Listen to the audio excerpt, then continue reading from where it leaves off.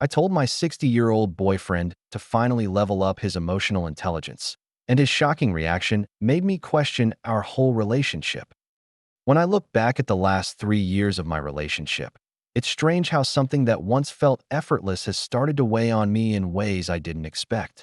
I'm 47F, my boyfriend is 60M, and when we first got together, I thought I had struck gold. He was funny, witty, charming, and incredibly attractive to me, a rare mix of life experience and youthful energy. We built our connection slowly, carefully, because both of us had long histories and our fair share of emotional baggage. For me, my baggage was heavier than most. I had gone through 2 marriages, the first ending in chaos, full of lies and gaslighting that shattered my sense of reality, and the second falling apart because my husband couldn't handle the woman I had grown into after surviving the first. Those years left scars, not just in how I view relationships, but in how I function day to day. I've been diagnosed with complex PTSD, and I've spent years learning how to manage my triggers, how to communicate clearly, and how to set boundaries that protect my mental health. That he knew this from the start. I didn't hide it. In fact, I was proud of the progress I had made. How therapy taught me to speak plainly instead of bottling things up. How I had stopped trying to guess what people wanted from me and instead demanded that people tell me directly. My boyfriend, at first, seemed like the perfect fit for that approach. He was attentive, curious, and said he admired my resilience. I thought I could finally have a relationship where the ground didn't feel like it was constantly shifting under my feet. But lately, things have started to change. At first it was subtle. Little arguments that turned sharp faster than I expected. His tone when he got frustrated. The way he sometimes shut down and made passive-aggressive comments instead of talking things out. To most people, those moments might have seemed small, nothing to lose sleep over. But for me, each one was like an echo from my past, pulling me back into the same toxic patterns I had fought so hard to escape. The worst part? When I tried to explain this to him, he didn't seem to understand. He brushed it off, told me I was being too sensitive, or worse, accused me of punishing him whenever I needed to step away from a heated conversation to calm myself down. I wanted to believe he didn't mean harm, that it was just a clash of styles, but the truth was, his words were starting to cut into me in ways he couldn't even see. And then came the fight that cracked everything open. It wasn't even about anything monumental, just a miscommunication about how we were spending our weekend. I thought we'd agreed on one plan. He thought it was another. And suddenly I found myself standing in front of him as he raised his voice. His words laced with sarcasm, insisting that I should have just known what he meant. That phrase, "you should have known," made every muscle in my body tighten. It was the exact kind of thing my first husband used to say, the phrase that always made me feel like I was failing even when I wasn't. That my instinct was to walk away, to cool down before things escalated. But when I did, he followed, angry that I was withdrawing, instead of hashing it out on the spot. I tried to explain that I wasn't leaving forever, that I just needed space, but he wouldn't let it go. And in that moment, I felt the familiar panic rise, the same fear that had haunted me in past relationships. That was when I realized something had to change. When I confronted him, I expected excuses, maybe even an apology. Instead, he stared at me with those cold, dismissive eyes and said, "You're overreacting." Just like that. My heart sank. I wanted to scream that it wasn't just about being too sensitive. It was about respect, about safety, about feeling like I mattered in this marriage. The more I pushed for answers, the more defensive he became. He leaned against the wall, blocking the doorway like he'd done so many times before, his body language saying everything. "You're not going anywhere until I say so." My chest tightened. I remembered all the other times he had done this, how small and powerless it made me feel. To him, it was just an argument. To me, it was a prison. And then, as if to twist the knife even deeper, he brought up his mother again. He said, "She deserves to be in the delivery room. She's family. This isn't just about you." I froze. Not about me. I was the one carrying this child, the one who would endure hours of pain, fear, and vulnerability. And somehow, it wasn't about me. The way he said it made me feel like I was just a vessel, like my voice had no weight in decisions about my own body. That night, as I lay awake staring at the ceiling, I realized something terrifying. I didn't just feel unsupported. I felt invisible. Every concern I voiced about his drinking, about his aggression, about his mother's disrespect was brushed aside. My boundaries weren't boundaries to him. They were inconveniences. And yet, the scariest part? A small part of me wondered if I was the crazy one, if maybe I was overreacting. That's what constant dismissal does to you. It makes you question your own sanity. But deep down, I knew the truth. Something was very, very wrong. The next morning, I tried to convince myself that maybe things would calm down. Maybe it had just been one of those arguments that spirals out of control. But the silence between us was suffocating. He barely looked at me, barely spoke, and when he did, his words carried this sharp edge, as if everything I said annoyed him, but I wanted to talk it out. To explain again how terrifying it felt when he blocked the doorway. How humiliating it was when he insisted his mother's wishes mattered more than mine. But every time I opened my mouth, I saw the same reaction. The rolling of his eyes, the deep sighs, the dismissive wave of his hand. It was like I was talking to a wall. A wall that didn't just ignore me, but actively made me feel small. Later that week, things escalated. He came home late, reeking of alcohol. I was already exhausted from being 8 months pregnant, barely able to sleep, my back aching constantly. As soon as he stepped in, I could feel the tension. He slurred my name, stumbled toward me, and out of nowhere started shouting about how I was making him miserable. That if I just relaxed and stopped being so emotional, things would be fine. I stood there, one hand on my swollen belly, the other gripping the edge of the couch for balance, and thought, is this really the man I'm supposed to trust during the most vulnerable moment of my life? And then came the part that broke me. His mother called while he was still yelling. He put her on speakerphone, and instead of calming him down, she joined in. She told me I was selfish, dramatic, that I should be grateful he was even around because men like him don't stick around often. I felt my cheeks burn with shame and anger that it wasn't just me against him anymore. It was me against both of them. That night, as I lay in bed alone, because he had stormed out and gone back to her house, I pressed my hands against my stomach and whispered to my unborn baby, I won't let them hurt us. I promise. The next day, I woke up to a strange, hollow quiet in the apartment. No footsteps, no clinking of dishes, no sound of him pacing around. Just silence. For a moment, I thought maybe he hadn't come home at all. My chest tightened. Part of me hoped he hadn't, because at least that meant there wouldn't be another argument first thing in the morning. When he finally returned in the afternoon, he acted like nothing had happened. No apology, no explanation, just casual small talk about how his brother had shown him a funny video. I sat there, staring at him in disbelief, as if I had imagined the chaos of the night before. He laughed at his own story, not once acknowledging the way he'd screamed at me, the way his mother had joined in, or how abandoned I had felt. That I realized then. This was his pattern. Pretend nothing happened, sweep it all under the rug, and expect me to go along with it. But I couldn't. Not anymore. I asked him if we could sit down and talk, really talk. He sighed, already irritated, but sat across from me with his arms crossed, defensive before I even began. I told him how unsafe I felt when he blocked me in doorways, how humiliating it was when his mother belittled me, and how scared I was of raising a child in a home filled with shouting and disrespect. His response: a shrug. You're overthinking. My mom doesn't mean anything by it. And as for me, I'm just trying to keep us together. If you can't handle that, maybe you're not ready for this. Those words cut deeper than any yelling. Maybe I wasn't ready. I was the one sacrificing my body, my health, my peace to bring our baby into the world. I was the one carrying the weight of all the responsibility while he dismissed me like I was a child throwing a tantrum. Later that evening, I went to my mother's house just to breathe. I hadn't wanted to drag her into my problems, but she took one look at me and knew something was wrong. I broke down in her kitchen, sobbing harder than I had in months. She listened quietly, then pulled me into her arms and whispered, "Sweetheart, you don't deserve this. You need to protect yourself and that baby. If he can't be your partner now, what makes you think he'll be one later?" Her words stayed with me all night. I kept turning them over in my head as I lay awake.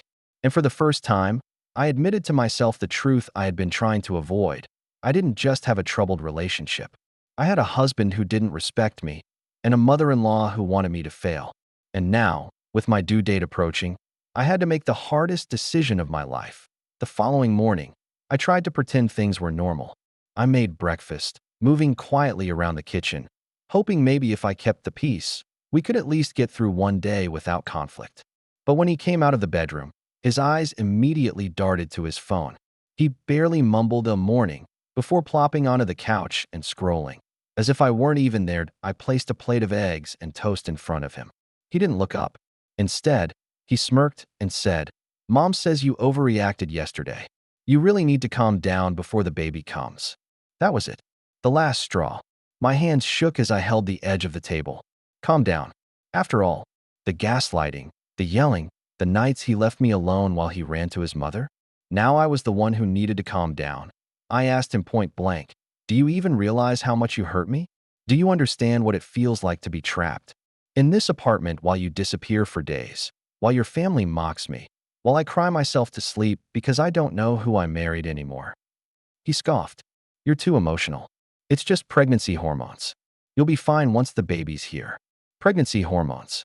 That's what he reduced me to, as if every tear, every sleepless night, every knot of anxiety in my chest was just biology. Not the reality of being disrespected and dismissed by the man who swore to protect me. That afternoon, I sat on the balcony, staring at the street below. The world kept moving. People walking their dogs, kids riding bikes, neighbors chatting on the sidewalk. And here I was, feeling like a prisoner in my own life that I thought about the future. About holding my baby in my arms, tiny and fragile, looking up at me with complete trust. Could I honestly promise that child a safe, loving home if I stayed? Could I raise them in an environment where I wasn't even respected as a mother, as a partner, as a human being? My chest tightened again, but this time it wasn't fear. It was resolve. For the first time, I allowed myself to imagine what life would look like if I cut ties with his mother, and maybe even with him.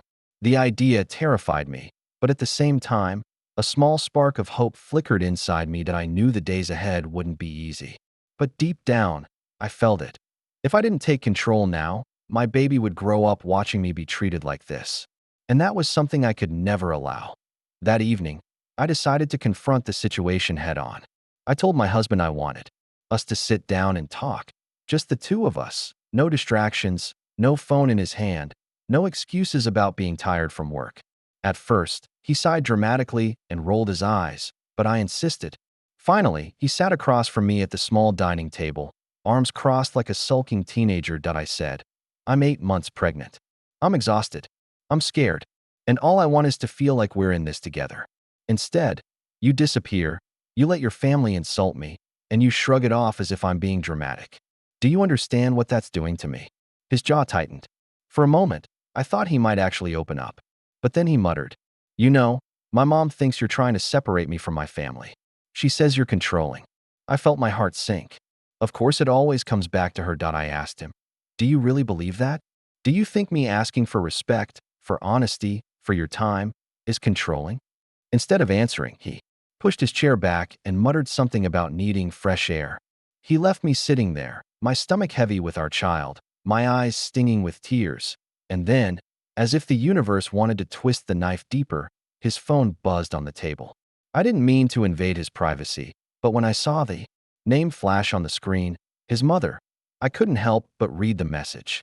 It said, "Don't let her guilt you. Remember, the baby is our family too. You need to stand your ground. She's just being selfish." Selfish. That word echoed in my head like a gunshot. After everything, after carrying this child, after putting up with being trapped, after enduring her insults, I was the selfish one. I felt my chest tighten again, tears spilling down my cheeks. It was in that moment I realized this wasn't just about my husband's immaturity or neglect. It was about a family dynamic designed to break me down, to make me small, to keep me quiet. When he returned a half hour later, smelling faintly of cigarette smoke, I didn't even argue. I simply told him, "If things don't change now, I'm done. I won't raise my baby in this chaos." For the first time, he looked genuinely shaken. But instead of apologizing, instead of embracing me, he whispered, "You'll regret saying that." And that's when I knew the line had been crossed. There was no going back to how things used to be. The following weekend, everything exploded. I had gone to the store to pick up a few groceries, moving slower than usual with my swollen belly.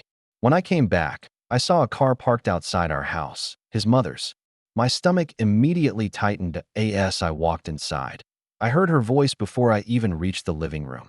She was sitting on the couch, her arms folded across her chest, her tone sharp and cutting. My husband sat nearby, silent, staring at the floor like a guilty child. She didn't even wait for me to set the bags down before snapping. You have no right to keep me from my grandchild. You might think you're in charge here, but you're not. That baby is part of this family, and I'll see them whenever I want. My heart started pounding. I calmly asked, "Why are you here right now? Did my husband invite you over without telling me?" Her lips curled into a smug smile. "He doesn't need your permission to have his own mother in his home." That word again, permission. As if I were some dictator trying to control every move, when in reality all I wanted was basic respect and boundaries. That I looked at my husband, hoping he would finally stand up for me. But he just sat there, avoiding eye contact, fiddling with his phone like a coward. So I spoke for myself. My voice trembled, but it grew stronger with every word. "I am the one carrying this baby. I am the one who will give birth. I am the one who will be bleeding, healing, and feeding around the clock. And if you think you can barge into my life and disrespect me like this, you're wrong. There will be rules, whether you like them or not." Her face turned red with fury. She started ranting about how ungrateful I was, how she had helped us with money for the house years ago, how she had always been part of my husband's life, and how she wasn't about to be pushed aside. Then came the dagger. "If you don't want me here, maybe you shouldn't be part of this family at all." The room went silent. My husband finally looked up, but instead of defending me, he muttered, "Mom, please, let's not fight." Not fight. I thought I might collapse from the sheer rage boiling inside me. I grabbed the grocery bags, slammed them onto the counter, and turned to him. "If you can't stand up for me now, when will you? Do you think I'll let you both walk all over me once this baby is born? No, absolutely not. If you won't protect me, I'll protect myself and our child." Tears blurred my vision, but I refused to break in front of her. For the first time, I realized that my battle wasn't just with her. It was with the spineless man I had married. That night, I couldn't sleep. I lay in bed staring at the ceiling, one hand on my belly, the other wiping away angry tears. My baby shifted inside me, as if reminding me that soon it wouldn't just be about me anymore. It would be about keeping this little human safe. That my husband came into the bedroom hours later, reeking of beer. He didn't even look at me. He just crawled into bed and passed out within minutes. His cowardice stung worse than anything his mother had said. He hadn't just failed me. He had abandoned me in the moment I needed him most. At BY morning, my decision was clear. I couldn't keep living like this, waiting for him to suddenly grow a backbone, waiting for her to finally treat me like a person instead of an obstacle. I had to take control before this baby was born. So I started making a plan. Quietly, methodically. First, I called my mom. She already knew pieces of what was going on, but not the whole story. This time, I told her everything. The blocking doorways, the drunken insults, the Miles manipulations, the screaming matches, the way my husband stood by and did nothing. She went silent on the phone for a moment, and then she said, firmly, "You don't have to go through this alone. If you need to come here after the baby is born, or even before, we'll make space." The relief I felt almost broke me. Someone was on my side. Next, I dug through paperwork, the house deed, the mortgage, even the so-called loan from his mother. I needed to know exactly where I stood legally, because I knew that once the baby arrived, she'd use every trick she could to claim control. I wasn't about to let her. When my husband finally woke up, hungover and grumpy, I didn't yell. I didn't even cry. I just told him calmly, "If things don't change, I'll raise this baby without you." He laughed bitterly, like I was bluffing. "You're not serious." But I was. More serious than I had ever been in my life. I told him that I had already started preparing for the worst, that I wouldn't let his mother bulldoze her way into my delivery room or my child's life, that I would rather be a single mom than spend the rest of my days fighting a war I could never win because my own husband refused to take my side. For the first time, I saw something flicker in his eyes, maybe fear, maybe realization. But he still didn't apologize. He still didn't choose me. And in that moment, I knew I couldn't wait for him anymore. This wasn't just a marriage problem. This was survival. Mine and my baby's. The next days felt like walking on a knife's edge. Every sound in the house seemed sharper, every silence heavier. My husband pretended nothing had happened, as if ignoring it would erase the fact that his mother had screamed at me while he stood there like a ghost. He went to work, came home, scrolled on his phone, and when I tried to bring up the subject, he shut me down with a muttered, "I don't want to fight again." But it wasn't about fighting anymore.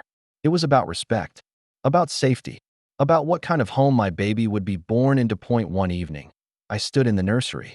The tiny crib was already set up, the soft blankets folded neatly, the pastel walls painted with care. I should have felt joy and excitement. Instead, I felt dread. How could I bring my baby into this toxic mess? How could I place them in a crib knowing their father wouldn't protect them, or me, from his mother's venom? That night, while he slept, I began to quietly pack a bag. Just the essentials, a few changes of clothes, prenatal vitamins, baby clothes still in their packaging, important documents. My hands shook, but my resolve was steady. When morning came, I sat across from him at the kitchen table. The bag was by the door. He glanced at it, frowning. "What's that?" I took a deep breath. "It's my exit plan. Unless something changes, I'm leaving. I'll go to my mom's. And the baby will come with me." His face went pale. "You're not serious." I looked him straight in the eye. "I am. I won't raise my child in a house where I'm disrespected, belittled, and left to fight battles alone. If you want to be a husband and a father, you need to prove it. Not with words, with actions." For the first time, he didn't laugh or dismiss me. He just sat there, stunned, his coffee growing cold in his hands. And as I watched him, I realized something. Whether he changed or not didn't matter anymore. I had finally taken back my power, because this wasn't just about saving a marriage. It was about saving myself and giving my baby the safe, loving start in life they deserved. The silence at that table stretched on for what felt like forever. My husband's eyes darted from my face to the packed bag by the door, as if he couldn't believe I'd actually follow through. But I wasn't bluffing anymore. Not this time. Finally, he muttered, "So you're just going to walk away? Just like that?" I shook my head. "No. I've been begging, crying, pleading for months. I've given you every chance. I'm not walking away just like that. I'm walking away because you've shown me who you really are, and I refuse to pretend it's good enough." His jaw tightened, but for once, he didn't argue. Maybe because deep down, he knew I was right. I stood, my hand resting protectively on my swollen belly. This baby will grow up in a home where love is louder than insults, where respect is stronger than control, where boundaries mean something. If you can't provide that with me, I'll provide it without you. I reached for the bag, half expecting him to grab my arm or block the door like he always had before. But he didn't. He just sat there, frozen, his silence louder than any words he could have spoken. As I stepped outside, the crisp air hit me like a wave of freedom. For the first time in months, I could breathe. I could hear my own heartbeat, steady and strong, reminding me that I wasn't weak. I wasn't overreacting. I was fighting for myself, and for the tiny life inside me that I didn't know what the future held. Maybe he would change. Maybe he wouldn't. But one thing was clear. I wasn't going back to being a silent bystander in my own life. And as the door closed behind me, I whispered to myself and to my baby, "We're going to be okay. With or without him, we will be okay." Thank you for watching this story on True Tales Hub. Please like the video, subscribe to the channel, and turn on the notification bell so you won't miss our next story. That we post new tales twice a day, and each one comes with unexpected twists you won't see coming.